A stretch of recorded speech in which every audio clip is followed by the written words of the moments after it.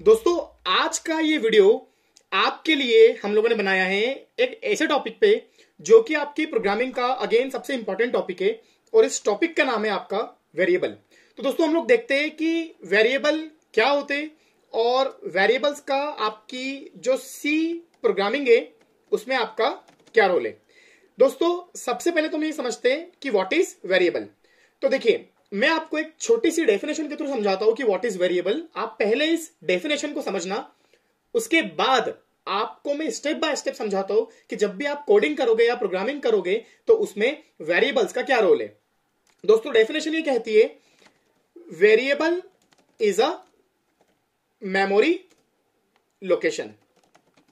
Variable एक तरह की मेमोरी लोकेशन होता है which demand for space allocation in computer memory. देखिएगा ध्यान से, हमेशा मैं आपको बताता हूं डेफिनेशंस को कभी रटा मत करो, डेफिनेशंस को समझा करो हमेशा।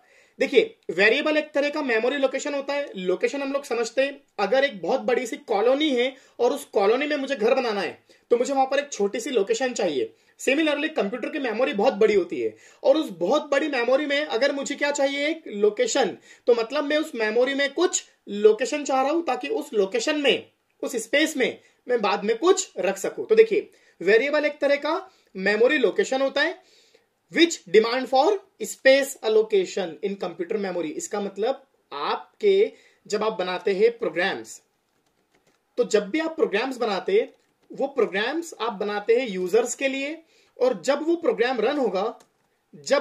रन होगा तो यूजर्स आपको देंगे इनपुट। क्या देंगे? इनपुट।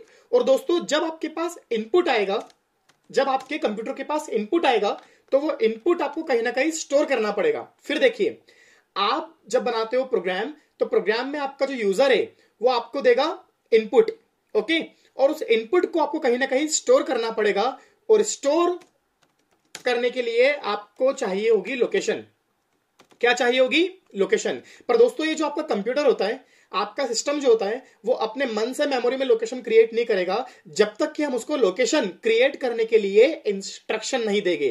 तो दोस्तों, एक बात का ध्यान रखिएगा, जब भी आप प्रोग्रामिंग करते हो, जब भी आप प्रोग्राम बनाते हो, आप किसी भी प्रोग्राम के अंदर वेरिएबल क्यों बनाते हो? ताकि कंप्यूटर को क्या मिले? इंस्ट्रक्शंस, ताकि वो मेमोरी में क्या बनाए? लोकेशन। दोस्तों, यहां से एक डेफिनेशन और निकलती है वेरिएबल्स की। आप ये बोल सकते हो variable is a code which provide instruction to the computer to create space in memory to store some data. Data मतलब इनपुट, क्योंकि यूजर का जो इनपुट आएगा वो आपका क्या है? डेटा। चलिए, मैं आपको एक एग्जांपल के थ्रू समझाता हूं, थोड़ा सा हम लोग देखते हैं, अगर आपको और अच्छे से समझना हो तो।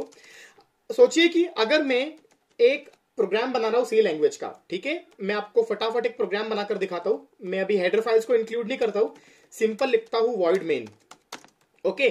तो आप सभी को पता है कि मेन कौन होता है? एक तरह का मेन, एक तरह का आपका फंक्शन होता है जहां से प्रोग्राम चलना शुरू होता है। और मेन फंक्शन के अंदर हम क्या लिखते हैं? हमारे कोड, या ये कहे मेन फंक्शन के अंदर हम क्या लिखते हैं? इंस्ट्रक्शंस, जो कि किसको जाएगी?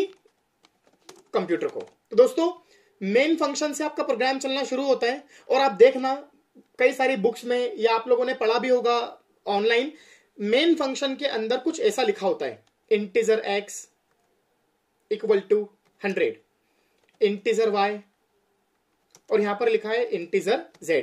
अब देखिए दोस्तों, ये कोड अभी आपको समझ में नहीं आएगा, पर मैं आपको समझाना चाहता हूं कि ये जो कोड लिखा है ना, ये तीनों कोड, ये जो तीनों कोड आपके सामने लिखे, ये है आपके वेरिएबल्स। आप एक बार इसको ध्यान से देखना, वेरिएबल इज अ कोड।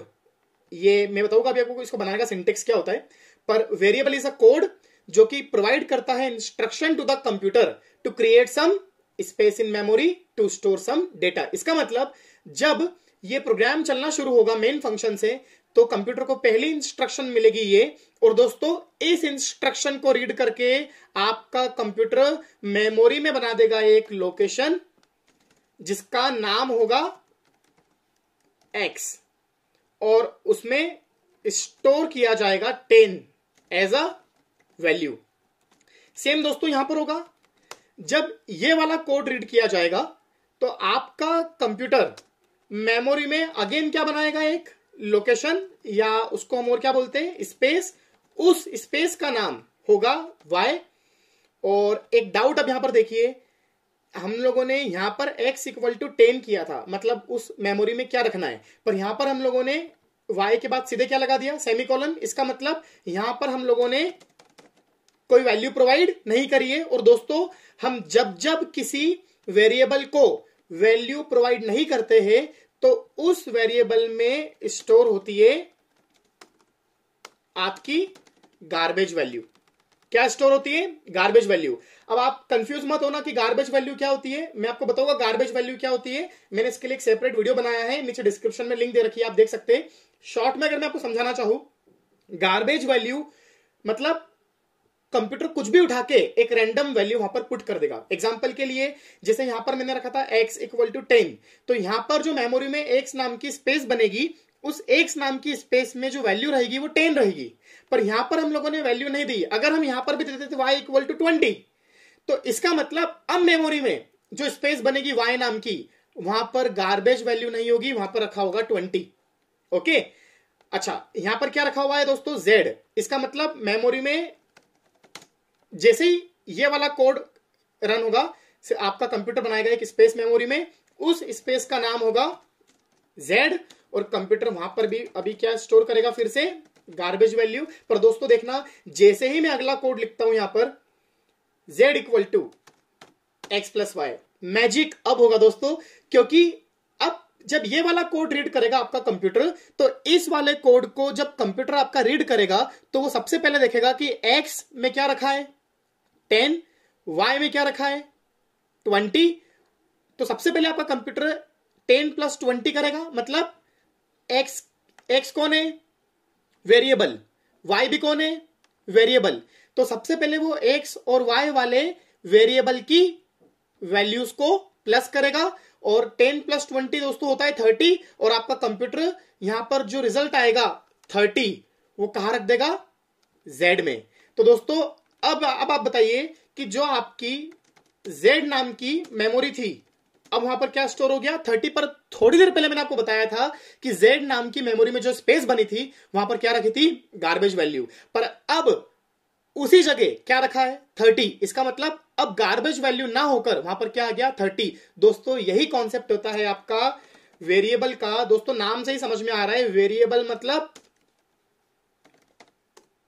मतलब चेंज इन नेचर। इसका मतलब इसकी जो वैल्यू है वो क्या होती रहती है, चेंज। एग्जांपल देखना, अगर मैं अगले कोड में लिख देता हूं z equal to x into y, तो दोस्तों अब देखना अब क्या होगा।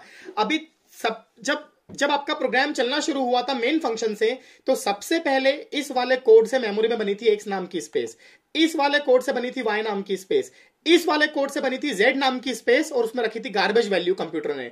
अगला कोड जब कंप्यूटर को मिला, इंस्ट्रक्शन मिली, तो कंप्यूटर ने 10 प्लस 20 का रखा सम z नाम की लोकेशन में। और अब जब कंप्यूटर रीड करेगा अगला कोड, तो यहां पर x इंटू वाई मतलब अब होगा 10 इंटू 20, और 10 इंटू 20 होता है आपका 200। तो अब क्या होगा, अब आपका कंप्यूटर जो आपकी स्पेस थी z नाम की वहां स्टोर कर देगा 200, मतलब वहां से 30 हट चुका है, और वहां से गार्बेज वैल्यू भी हट चुकी है। इसका मतलब दोस्तों एक बात का ध्यान रखना, एक वेरिएबल में एक बार में एक ही वैल्यू हो सकती है, एक वेरिएबल में एक बार में एक ही वैल्यू हो सकती है। आप समझ गए। एक चीज और मैं आपको बता दूं, आप ये तो समझ चुके हो कि वेरिएबल क्या होता है। आपसे आज के बाद कोई भी पूछता है कि वेरिएबल क्या होता है और क्यों बनाना है, तो आप एक ही आंसर देना, जब हमें मेमोरी में क्या बनानी है, स्पेस। दोस्तों ध्यान दीजिए, जब हमें मेमोरी में क्या बनानी है, स्पेस, तब हम कंप्यूटर को इंस्ट्रक्शन देंगे कि क्या बनाओ, वेरिएबल। और वेरिएबल हम कैसे बनाते हैं दोस्तों, वेरिएबल को बनाने का एक तरीका होता है, एक सिंटेक्स होता है। अब मैं आपसे बात करूंगा अगले लेक्चर में कि वेरिएबल को बनाने का सिंटेक्स क्या होता है और वेरिएबल को कैसे बनाया जाता है।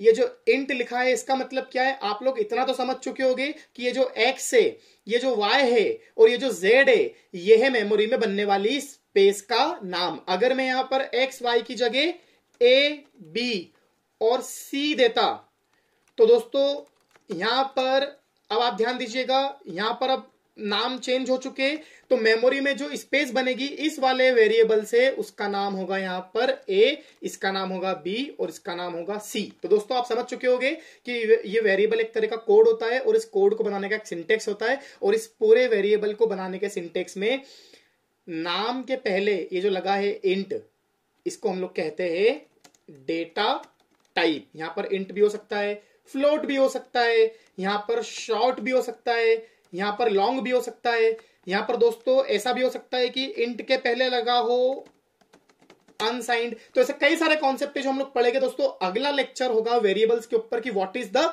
Syntax of variable. नीचे डिस्क्रिप्शन में आप देखिए मैंने लिंक दे रखी है कि वेरिएबल कैसे बनाया जाता है, और नीचे डिस्क्रिप्शन में दोस्तों कई सारी और भी लिंक्स दे रखी है मैंने आपको, क्योंकि आपको पता है कि सी प्रोग्रामिंग सबसे बेसिक प्रोग्रामिंग होती है।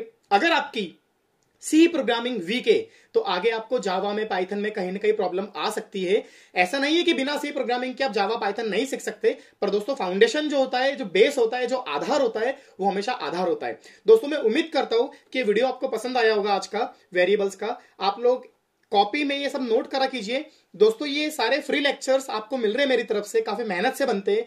लोग इसका, स्टूडेंट्स इसका हमें पे करते हैं हजारों रुपए जब वो ऑफलाइन क्लासेस में आते हैं। दोस्तों एक मैं आपसे रिक्वेस्ट और करूंगा, आप प्लीज इस वीडियो को लाइक करें और अपने दोस्तों में ज्यादा से ज्यादा शेयर करें। इससे मेरा मोटिवेशन बढ़ेगा और मैं आपके लिए जावा के, पाइथन के, एंगुलर जेएस के, डेटा साइंस के कई सारे वीडियोस और बनाऊंगा।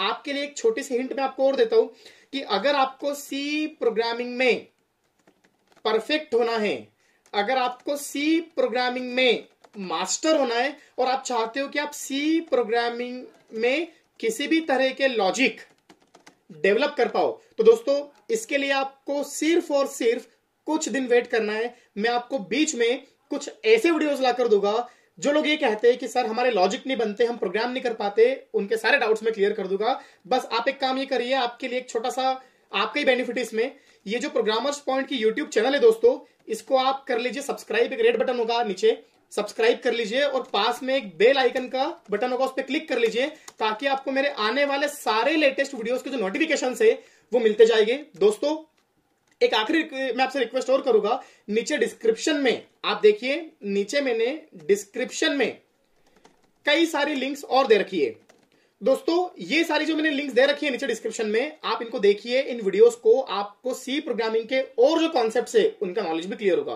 दोस्तों उम्मीद करता हूं वीडियो आपको पसंद आया होगा। बहुत बहुत धन्यवाद, थैंक यू सो मच।